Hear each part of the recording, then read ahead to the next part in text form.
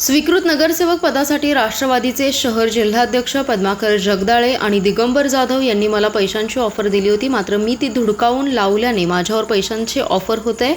त्यांनी आरोप सिद्ध करावेत, अन्यथा कायदेशीर कारवाई करण्याचा इशारा राष्ट्रवादी अजितदादा पक्षाचे गटनेते मेनुद्दीन बागवान यांनी दिलाय। शिवाय पक्षश्रेष्ठींकडे लवकरच याबाबत अहवाल सादर करणार असल्याचं त्यांनी सांगितले।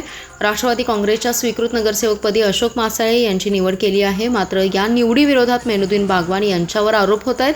काही पदाधिकाऱ्यांनी राजीनामे देखील दिलेत। याबाबत खुलासा करताना मेनुद्दीन बागवान म्हणाले, राष्ट्रवादी शहर जिल्हाध्यक्ष पद्माकर जगदाळे आणि इच्छुक दिगंबर जाधव यांनी केलेले आरोप बिनबुडाचे आहेत, त्यात कुठलेही तथ्य नाही।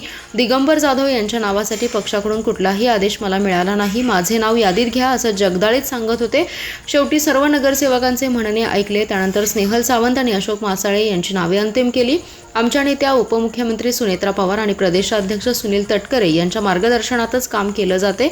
सध्या मी गटनेता झाल्यापासून जिल्हाध्यक्षांकडून कुठलंही सहकार्य मिळत नाही, उलट ते छळ करत आहेत। गटनेत्याला टाळून महापौर आयुक्तांना पत्रव्यवहार करत आहेत। पक्षाने या प्रकरणाची दखल घेऊन भेटीला बोलावले तर मी सांगतील तिथे जाऊन म्हणणं मांडेन, असंही त्यांनी नमूद केलं। त्यांनी मला पैशाची देखील ऑफर दिली।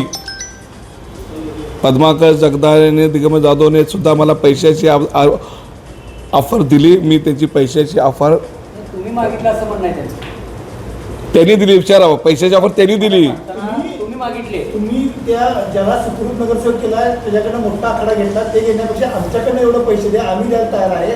पण तुम्ही पक्षाश्रेष्ठीकडनं जे काय मी काल सांगितलं, मी कुणाकडे पैसे घेतले ते तिने सिद्ध करावं, नाही तर मी त्यांच्यावर कायदेशीर कारवाई करेन। उलटा त्यांनी मला पैशाची लालच दाखवत होते, त्यांनीच आमिष, मला पैशाची हमीच दाखवत होते। मी त्यांच्या आमिषाला बळी पडलो नाही। स्वतः पद्माकर जगदाळे म्हटलं, तुम्ही सांगितलं, तुम्हाला सांगितलं तरी प्रेसमध्ये की आम्ही पैसे देतो, पण त्याच्या पैशाला आम्ही बळी पडले नाही। जे सन्मान्य सदस्याची चर्चा करून निर्णय घेतलेला आहे। हां,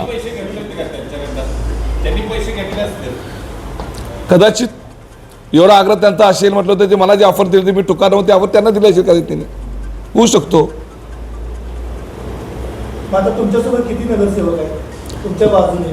तुम्ही म्हटलं की सगळ्या नगरसेवकांनी मला नाव दिलं म्हणून मी नाव घेतलं, असे नगरसेवक साहेब त्यांनी काय म्हटलं प्रेसमध्ये, एकही नगरसेवक त्यांच्या बाजूने नाही आहे असं त्यावेळी सांगितलं। जिल्हाध्यक्ष आहेत, शहर जिल्हाध्यक्ष गटनेता तुम्ही जर माझ्या बाजूने किती नगरसेवक आहेत, त्यांच्या बाजूने किती नगरसेवक आहेत। ज्यावेळेस शिष्टमंडळ आम्हाला मुंबईला बोलून घेईल त्यावेळेस तिथं नगरसेवक आपली बाजू मांडतील।